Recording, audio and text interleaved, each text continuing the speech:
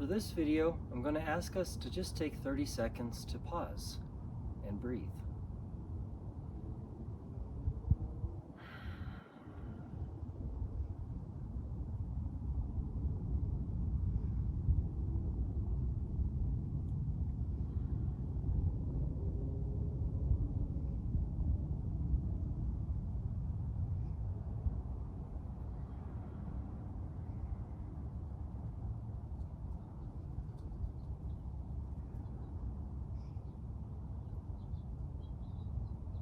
All right, let's come on.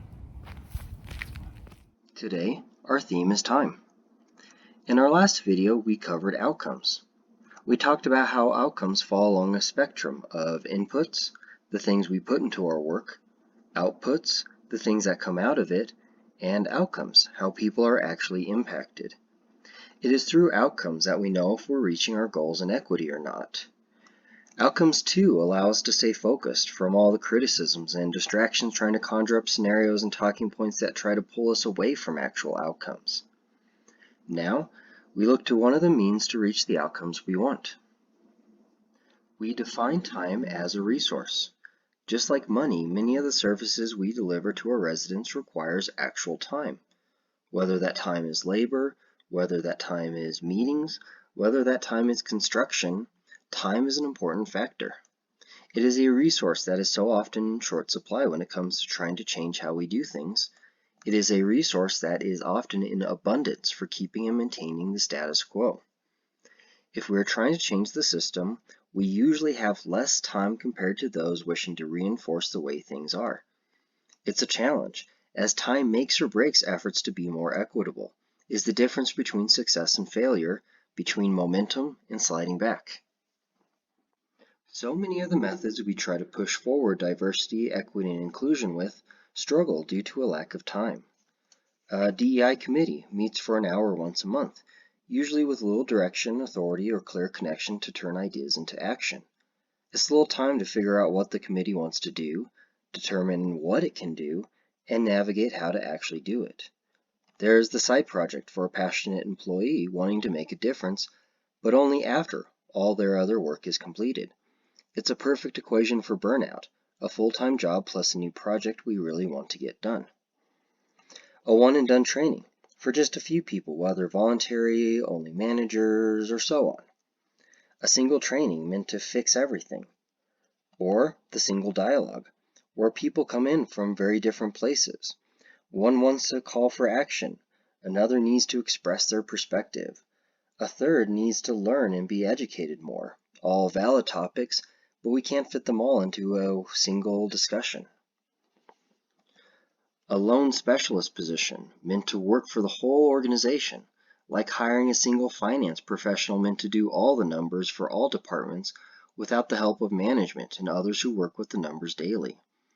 And of course, our slow and temporary PR campaigns, post a few things on social media, make a statement, all done. All these efforts have promise. What all of them lack is the actual time to do something great with them. Our goal is to take more control over time, to mine or secure or whatever other metaphor we want to use to get more of this resource. Part of the way we do this is math. Multiplication gets us further than addition. One way we multiply our time is to make equity-focused efforts a normal work responsibility, one we can dedicate some hours to, not just for a short period of time, but consistently month after month, year after year. Another great way to multiply is to add people. The more people on board, the more we can spread the work, the responsibility. Efficiency is the name of the game. As said, we cannot assume to have more time than what's being used to keep our systems and structures just the way they are. One way to be more efficient is figure out specific goals and responsibilities. It's just like any other project.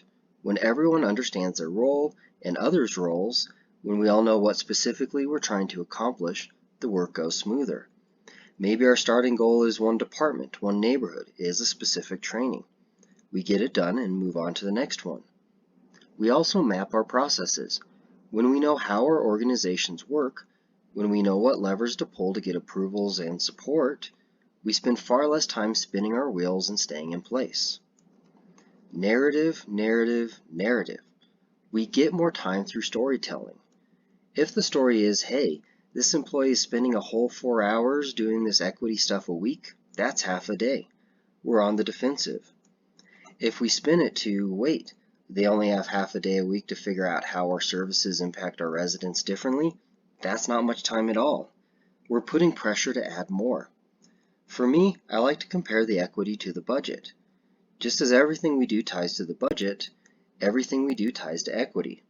Not everyone needs to be an expert in accounting and finance, and it helps to have some people with more skill and knowledge, just like equity.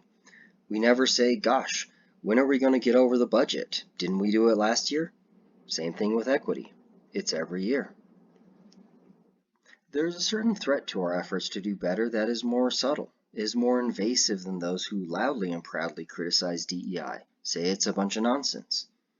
The challenge is plausible deniability. Those who may not think much of equity but don't admit it out loud. Instead, they claim to not know enough, are a bit confused, if only they had more data, or if we could get the whole team on board, excuses that hold plausible deniability, that feel reasonable. The effect, the outcome, they steal our time. We end up trying to win over people with hard work and effort only to be delayed, sent on wild goose chases, to keep having to move the goalposts, and before we know it, if not months, years have passed and we've gone nowhere.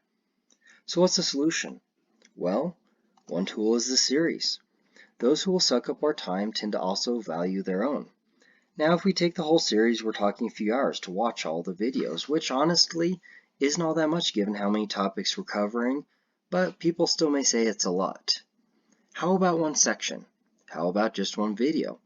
If someone can't say watch context, coming in at a whopping 7 minutes and 1 second, if someone can't manage that, well, then we know they're not interested.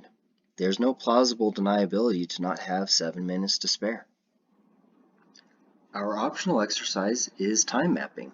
Like anything else, we can start with ourselves to see how we use our time, and if there's opportunities to get more time in to learn, engage with, and implement equity, we take it. This isn't a New Year's resolution. It's not our ideal schedule. It's finding reasonable, consistent ways to squeeze in some more time here and there. To step back, if we really don't have the time on our hands that we want, we reassess our goals. To multiply the work, to have several of us doing the work, is what advanced efforts do, and sometimes we don't have that.